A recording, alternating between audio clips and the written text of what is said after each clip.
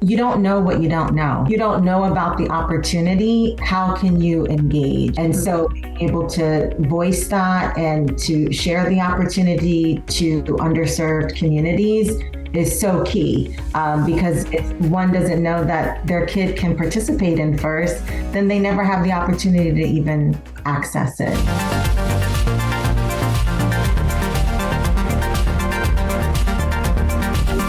Janell, Dana, welcome to the show. How are you? Great. Happy to be here, Chris. Nice to see you. I feel outnumbered today. Normally there's one guest, now there's two, so you got to promise you be nice to me, all right? Yeah. You're in great company, no worries. Amazing. I love, firstly, just the story of how you come together. We'll get to that. Before we do that, tell everyone a little bit about each of your journeys and backgrounds and to where we are now. Dana, do you want to go first? Sure, happy to. Let's see. So my role is leading diversity, equity, and inclusion at BAE Systems. And I like to say that DEI is in my DNA. I was very, very fortunate to grow up. I grew up just outside of Washington, D.C. in Silver Spring, Maryland. And it was a very diverse environment. My high school was 1/3 white, 1/3 Black, 1/3 Asian, Latino, other ethnicities. And not just that, it was also inclusive. So everybody was friends with everybody. So that was my norm. And really, that's what I thought the world was like. And then, you get out of that environment, you go elsewhere. I went off to college and found that that wasn't exactly the case. So unfortunately. So I knew I was always interested in people and how people connected and diversity. But at the time, when I was an undergrad, we weren't able to, that wasn't a subject you could study. So I majored in communications. And then my first job out of college was in New York City. I worked for GQ magazine in the advertising department. And while I had sort of a somewhat glamorous experience, it was also a bit of grunt work. If you've ever seen Devil Wears Prada, that was very true. And yet, I was also up there during 9/11.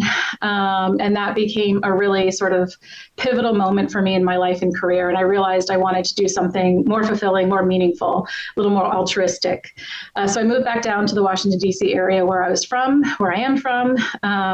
And after a couple different, stops and starts, I explored going into the FBI. I looked into teaching. Ultimately, I came to BAE Systems and started getting engaged in DEI work. And the rest is history. It's my purpose. And I'm really, really delighted to be able to live my purpose and be able to help the individuals within our organization and in the communities we serve as well. Amazing. You were saying all of that, and then in my head, all I heard was Dana Rixter, FBI. Yeah, it ultimately wasn't for me. No, FBI wasn't for you. I love your story, and then we'll go over to Janell about your upbringing, because it really does define your outlook. Because I was a similar thing. In fact, I was the only white kid in my class. It was black, Asian, actually 2 other white kids, me and 1 other. So we never really, that was our norm. And I grew up in East London, super multicultural. So my first time I realized that wasn't, I'd say it wasn't the norm, but it was the norm for me, right? It was when I first walked into my first ever job. And it was just an entire floor of just white male men. And I was like, just confused, I think would be the word to use. And I was what's happening? Because this entire room doesn't reflect our local community. So our local community is this. It's very clear. And when I walk into this workplace, and I was like, this is... Imagine that. I was trying to explain to my HR team that I didn't feel comfortable as a white male in that environment. Which everyone else thought I was crazy. They're like, "What do you mean you don't?" Of course, I was like, because it doesn't feel right. It's that's not the norm. And yet, how wonderful that you had that experience, so then you can empathize and see things through other people's lenses. Yeah. Over to you, Janell. Well, thank you so much, Dana, for sharing your story, and great to hear from you, Chris, as well.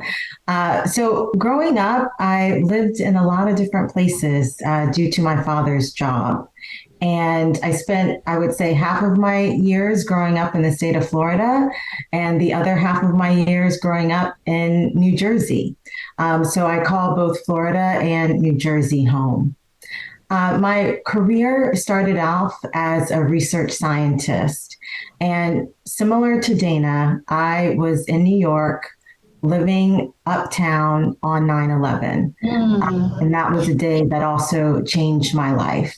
In December of 2001, I decided to leave the city because it was obviously a very traumatic time and traumatic event. And I moved to New Jersey and started working as a research scientist there.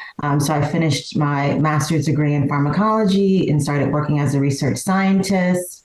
But I always felt that a little piece of me was missing in terms of what I really wanted to focus on in my career. And I come from a family of educators, and in speaking with my family about, what should I really be doing with my life, I realized that education was the way. So I went back to school eventually and back moving to New York and studied science education. And in that time, I worked with students in the South Bronx and really focused on understanding what motivated them to learn science and to succeed in science, what inspired them, what about their teachers made those special connections to help them to achieve the dreams that they have for themselves. And in that, I just fell in love with teaching others. And helping kids to think about what inspires them in STEM. And so over the years, I've had the opportunity to work both here in the United States and internationally with students and teachers around the globe. And really being able to understand diversity, equity, and inclusion from a global lens. And understanding that for these students, no matter where they are in the world, there is something that they all have in common in terms of really being able to have certain people in their lives to really help them to achieve their dreams. And so really focusing on mentorship as one of the key ways to ensure that students are able to be successful in whatever career path they may choose. And so I too, like Dana, lead work in what we call at FIRST, equity, diversity, and inclusion, and certainly a passion of my life. Amazing. I love how both of your journeys kind of came to this meeting point. Your passions, your purpose is, as you said, this role didn't exist in many ways, right? It had other names, it did exist, but not in the context that we know now. Mm-hmm. But it's led you here. Like if either of you told us your backgrounds, we'll be like, there's no way you're going to go into DEI. give it right, and here we are, and we see that with so many of our guests. I think probably 99% of the people I speak to, they didn't plan on doing it. It's their journey and experience and their passions and their purpose has taken us to this point, to where we are now. Indeed. So it's really cool. Again, I grew up playing ice hockey and breakdancing, and somehow I do this for a living. So and look at you now. I'm still trying to explain to my mum what this means and what I do. She's like, "What do you do again? You just talk to people all day." But tell me how you both came together. Firstly, what is FIRST, and how does it uplift students and partner with companies like BAE Systems? Just give us kind of the audience an overview of that. Sure. Well, so FIRST is a global robotics community. Our mission is really grounded in providing life-changing robotics programs to young people to help them build their skills, confidence, and resilience to build a better world. We are in over 100 countries, and our students range in age from 4 to 18. And we are a community of nearly 1 million strong, serving over 600,000 students and nearly 300,000 600,000 students. Yes, Wow. yes, we have a very big, amazing community, and we are so grateful for supporters like BAE, who are our strategic partners. And BAE has supported us for, I believe, now nearly 30 years. Really? Wow. Yes. That's Yes. incredible. So it's absolutely amazing. Absolutely amazing. Dana, what's this mean to you and the team? It's a really synergistic sort of symbiotic partnership that we've got. BAE Systems is a aerospace and defense contractor, and our mission is we protect those who protect us. So our goal is to bring our men and women in uniform home safely. And in order to do that, we need to have a lot of really bright, creative, and competent engineers in our organization. And so through our partnership with FIRST, we've been able to do that in terms of really developing the pipeline of engineers, of students, and then also providing an opportunity for those within our workforce to give back through mentorship, through sponsorship, et cetera, and things like that. So yeah, it's been a virtuous circle between us for quite some time now. I love that. Absolutely. Could you share some practical examples of how you partner?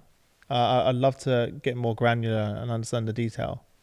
Sure. So what Dana mentioned, two of the things that really stand out are our alumni, right? So many of our FIRST alumni have the opportunity to work at BAE Systems. And that's tremendous because we are essentially at FIRST providing these students with an opportunity to build their skills, STEM skills, but also life skills so that they can aspire to have a great job and a great career and to be able to give back to society. Dana also mentioned something that's also really important and near and dear to my heart, mentorship. So employee engagement at BAE Systems. So having employees from BAE be able to coach teams and to mentor teams, and our teams are made up of our students. And so that's really life-changing when students are able to connect with individuals who are, having the careers that they want to have one day, and able to connect with folks who are like-minded and they can see themselves in these mentors and coaches. It really is incredible and life-changing. As a matter of fact, I have someone on my DEI team who was part of FIRST back in the day when she was a young child, and then went into engineering. And she's been with the company for a very long time. And she switched from engineering to IT, and then ultimately also found a passion for DEI and is now involved in the work. So continuing to give back in terms of both within our culture and the community too. That's awesome. That's such a cool story to share as well. And one of the things that when we all first connected, one of the things that I thought was really important when you think about mentorship is sometimes, and one of the feedbacks I've got is the coaching that that students receive, they can't see themselves in the person that they're being mentored by, and I think that's really, really important that we have that representation. If that makes sense, could you just talk a little bit more to that, but also how you at the same time support the underrepresented populations as well? Yeah, absolutely. I think that's one of the things that we're really working to do intentionally is to make sure that the mentors that we are offering from our company are represent different races, ethnicities, genders, et cetera, for that very reason, as you said, Chris, so that there's some natural connection there between them and the students, and so that the students can see themselves represented in the future workforce. So we're we're also, internally trying to build all of the cultural competence, cultural intelligence of our workforce through a number of different programs we have, including an internal cross-cultural reciprocal mentoring program where we pair people across difference. And then we take them across a 9-month program. It's the Journey to Belonging, where sort of understanding our cultural identities and sharing about our experiences so that they have those skills to really adapt and connect across difference as well. So, we're doing it in a number of ways, but really all for the same purpose, which is to make sure that as we reach out, as we try and engage with underserved, underrepresented groups, that we're doing that as effectively as possible. And what Dana just mentioned, that's incredible to hear about that program. That's the first time I'm learning about the program. It's so key because not only is it important to have mentors who look like you, but it's also important to have mentors who believe in you. And so at the end of the day, I know for myself, oftentimes I did not have mentors who looked like me, but I had mentors who believed in me. And if we have mentors in this world who believe in our students, I mean, how incredible is that? But also, if we're able to have mentors who we can see ourselves in and the students can see themselves in, then that is just the icing on the cake to really be able to think about, well, if they can do it, then that means that I can do it too. Yeah. Precisely. It's so important. I was speaking to a large food manufacturing company recently that implemented a similar program, and they said that it literally 5x their retention rate by having someone who has a mentor or sort of a buddy, as it were, they call it, on the way in. But you're to point someone that represents them, that has the similar lived experience, if I could put it that way, as well. And they're like, it was like night and day. Because sometimes you don't want to say those same things to your manager.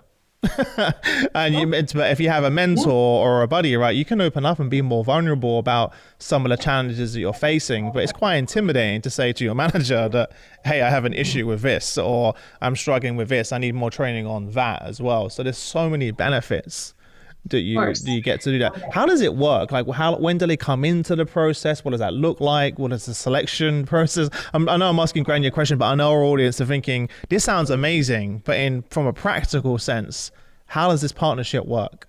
I'll let you take that, Janell. So in terms of mentor recruitment, we do have a volunteer team at FIRST headquarters, and certainly our local program delivery partners do work to recruit volunteers.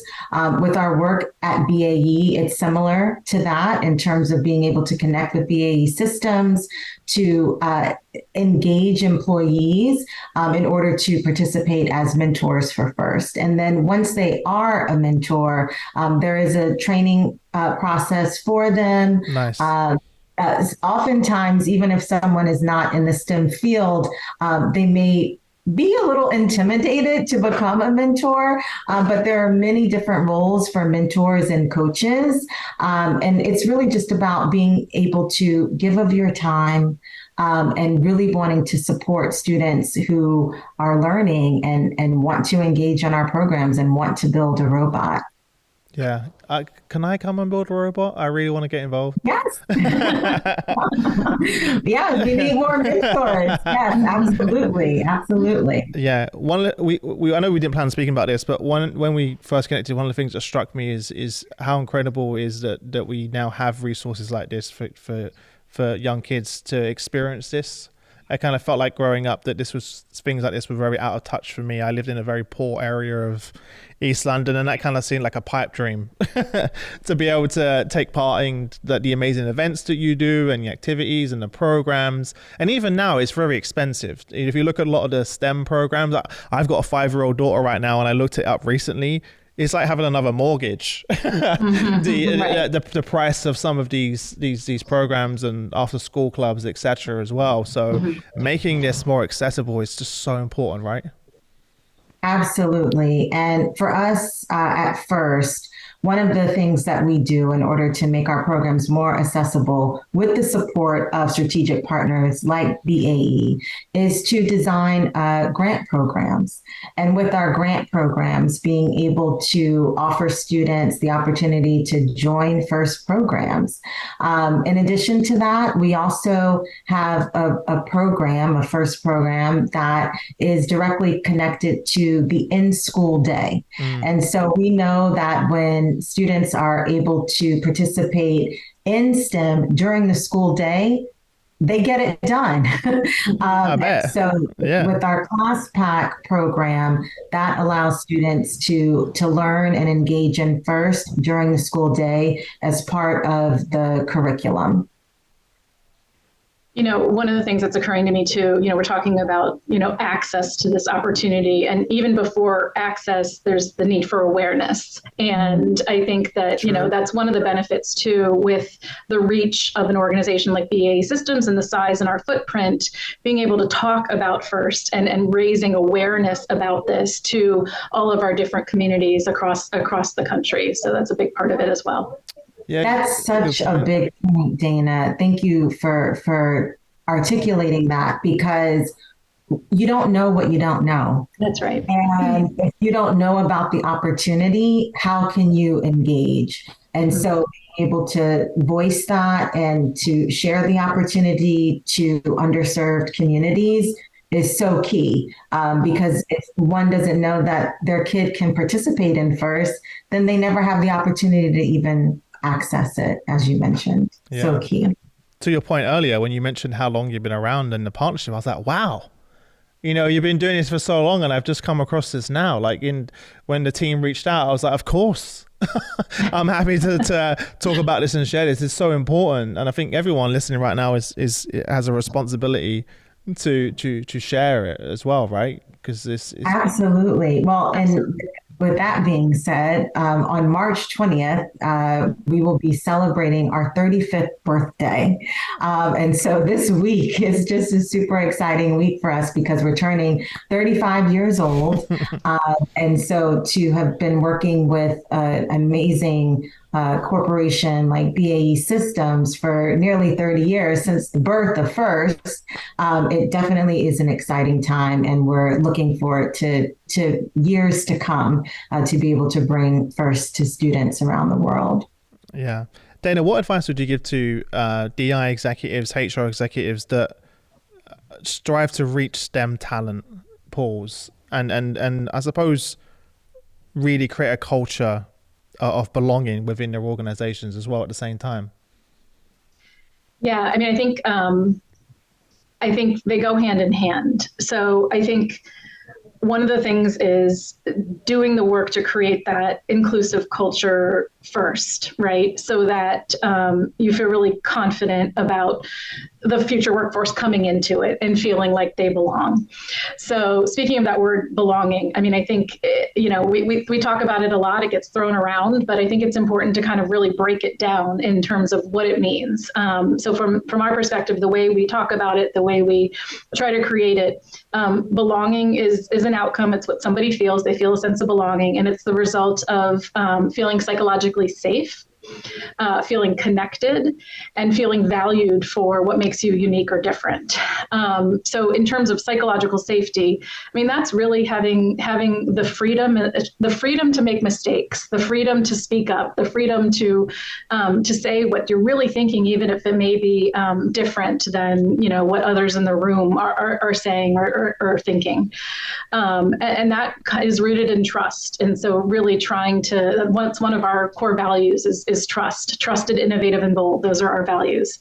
On the connection front, in order to feel a sense of belonging, you need to feel connected. You need to feel connected to other people, your team members, your colleagues, your boss, the organization as a whole, connected to the mission. And then thirdly, feeling valued for what makes you unique or different. So that's the beauty of diversity. That's, bringing those differences to bear.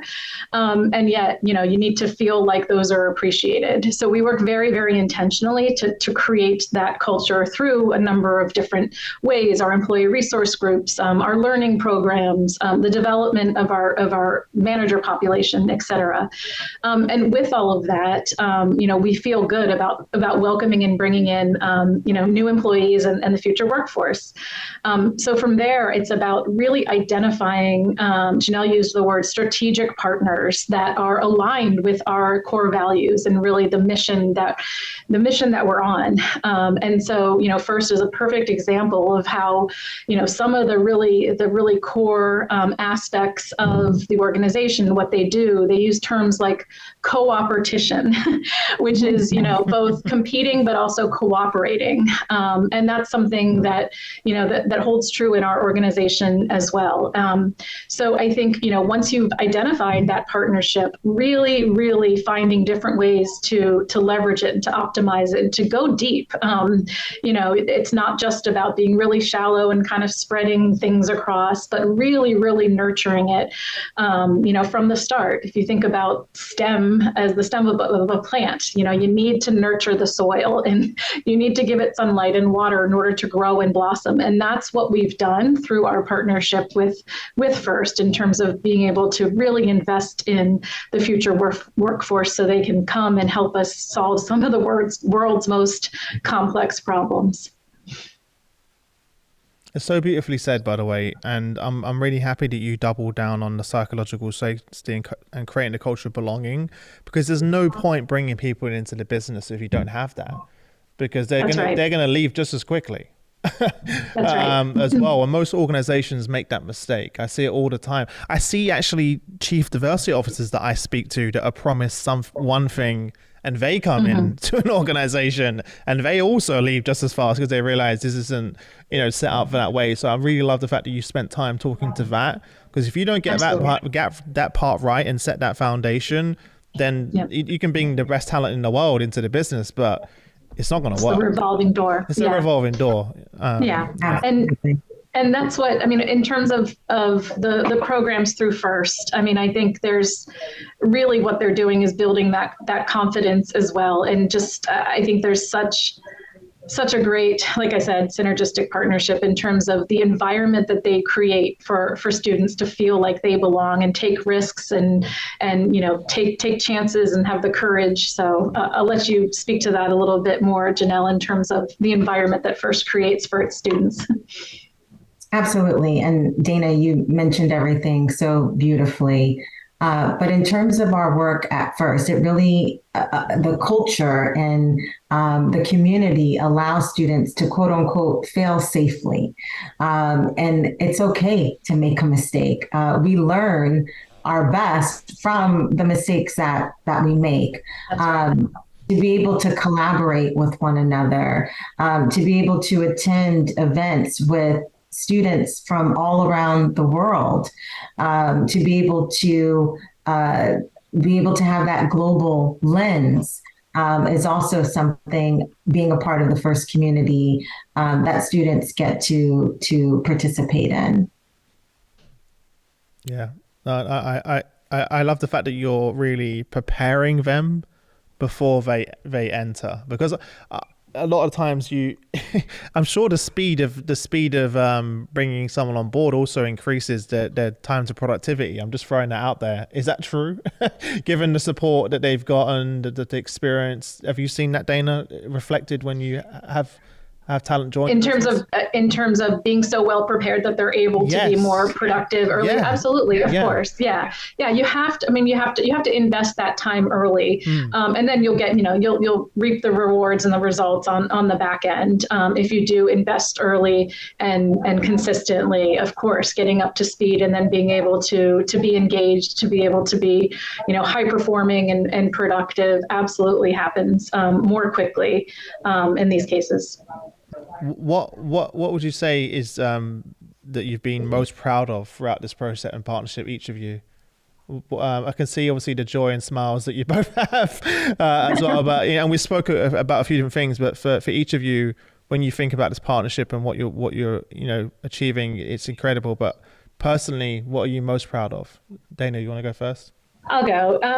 So I think, Janell said there, FIRST is celebrating its 35th birthday, right? And then earlier she said, BAE and FIRST have been partnered for nearly 30 years. So I think the long-standing, really meaningful and impactful partnership certainly rises to the top for me in terms of something I'm very proud of.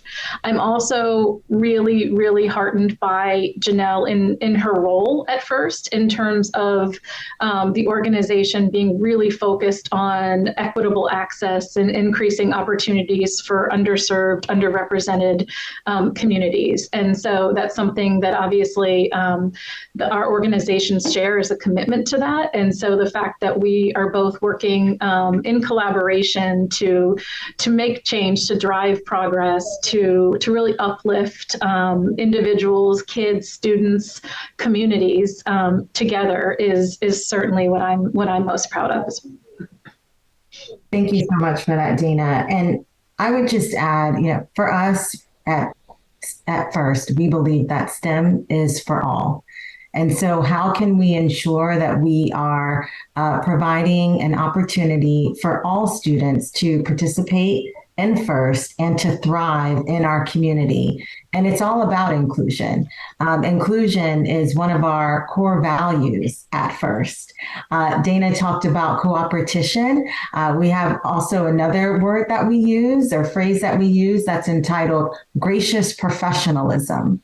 And with that, it's really grounded in respect. It's grounded in teams being able to support and help one another and being gracious. And being professional in order to meet the goals of what they may have for their team during competition season and leading up to competition season. Right now, we are in the midst of our first robotics competition season. So over the past few weeks, I've had opportunities to attend regional events right here in the state of Florida. And next month in April, we have our large Worlds event, our championship event, where we expect nearly 50,000 folks from around the world, students and mentors and supporters like BAE Systems, all coming to Houston, Texas to celebrate what the students have done and to have our championship winner. And I talk about these events because right now, yes, certainly I'm in my home office, but when I'm at the events, I'm able to speak with students directly. I'm able to walk around in the pits where they're working on their robots and with their teams and with their mentors, and able to hear from them first about, well, tell me about your experience in FIRST. Tell me what makes you excited about FIRST. Tell me, are there things that we should change about FIRST to make it even more of a better experience for you and your teammates? Just even this past weekend, I was in Tallahassee, Florida at the Tallahassee Regional event and able to have those conversations with students face-to-face, with mentors face-to-face. And when I hear from them that they feel comfortable, that they feel safe, that they feel heard, that they feel that they can be themselves on a FIRST team, that they can engage and learn and do all various things on the team, whether it's working on the robot or scouting or being a part of the marketing team that's a part of the team. It warms my heart and it reminds me of how incredible this generation is. And I can't wait to see what this generation is going to do next. They're learning so many incredible skills. I was just sort of thinking about all of the different skills, hard skills, power skills, so many, like when I was thinking about when you this whole process, it's incredible that they get exposed to leadership roles at that age, right? Or teamwork and the technical knowledge and skills that really are going to be our future STEM skills, right? It's one of the reasons why was interested in getting Robin, my 5-year-old, into a lot of this, because I'm like, this is the future that we're talking about. And a lot of these skills in many organizations, I speak to HR leaders every day, they're the skills that they're struggling to find, right? That's right. That they're missing as well. Really random question. You definitely wasn't expecting to ask this one. What do you hear from parents? I just, you're obviously at the events. I'm sure their parents are there. What feedback do you get from them? I know that's a bit of a random question. I'm just interested to hear, like, what. No, I appreciate that. I would say I hear the same things from the parents. From the parents, I hear, wow, this program has allowed my student to thrive. This program has allowed my student to become who they want to be. Those are the kinds of comments that I hear from parents. Just even at this last event, the Tallahassee Regional, I took on one of the students as it was called what they call a student ambassador tour. And so she took me around the pits and introduced me to folks. And her mother was also there as a volunteer. And so after the student ambassador tour, I went up to the volunteer lounge and just had a conversation with her mom. And what is so incredible about FIRST is that it really is a family affair, if you will. Many of our volunteers have kids who are a part of FIRST teams. Many of our volunteers are FIRST alumni. And so to be able to connect with families on so many different levels, it's just incredible. Yeah. To really see those connections. Yeah, I can imagine it's an incredible time to bond together and be part of that journey. What advice one of the things that I'm surprised about, to be honest, is when I had a look at the website and the work that you do, that I don't hear a lot of DEI and HR leaders talking about this. And I don't understand why, because it's so important. What advice would you give to leaders that are listening? You know, our audience are HR executives, DEI leaders from the world's leading global brands. What message would you give to them? Because I don't feel like there's enough attention on this topic of STEM and the talent that we're describing, and I'm struggling to understand why. Because this is the future. These are the people that are going to be creating and leading our future. So we should be paying more attention. Absolutely. On that note, I want to go back and also just commend you, Chris. I really appreciate your use of the term power skills. So I think that, there's obviously a lot of talk about how we refer to that: hard skills, power skills, not soft skills. No one likes. You get rid of the word soft skills. Right. Yeah. Whether it's power skills or critical skills or character skills. I mean, I think that there's characters and there's competence, and I think in terms of the really important work that is leading edge, that is the wave of the future, that STEM, science, technology, engineering, math, and you bring art into that for STEAM, and you've got that blend, the beautiful blend of both, and how creativity and innovation is all just wrapped around this, and how important it is. And I think one of the beautiful things about FIRST really is the focus on both the technical skills and the competencies with respect to STEM, but also the character skills and those really critical skills that are being built. Things like confidence, things like curiosity and courage and compassion. And to your point around, this is really what leaders are looking for, and what there seems to be in a lot of cases a lack of. It's what we're trying to develop in our leaders. And so this is where, we've got it right there in terms of a program and opportunity that has really proven to yield the results on both sides of the coin, both from a character and a competence, in a space that is so critical to the work that's done, but also to our future as a planet, as a society. Obviously, it just gets me all pumped up thinking about the benefits on both sides, and how really we're focused intentionally on the right things through this experience. Did you want to add to that? Janell. Oh, I think Dana said that beautifully. She did, yeah, she did. Yeah. So that was a mic drop on that. Yeah. Well, Oh, let me ask you this, because you're speaking to companies all the time. Why do you think there are so many companies that are not focused on this, because that's kind of shocks me, because I have conversations every day and this is not a topic that comes up. And I don't understand why. Why do you think that? Is it lack of awareness? Is it they think they need to spend too much money on it? Like, what is the reason why, in your opinion? I believe overall STEM can be intimidating for various reasons. But for the work that I do, I feel like those aren't the folks that I'm talking to. So the folks that I'm talking to, they do see STEM as important and at the forefront and essential in terms of being able to diversify the workforce so that we can have great solutions. We know that when our teams are diversified, we are able to have better solutions to the world's problems. So those folks, I don't know too much about, because the folks that I really spend a lot of time with are folks who, like I said, really have STEM at the center and understanding that we are building skill sets for students for jobs that still have not yet been created.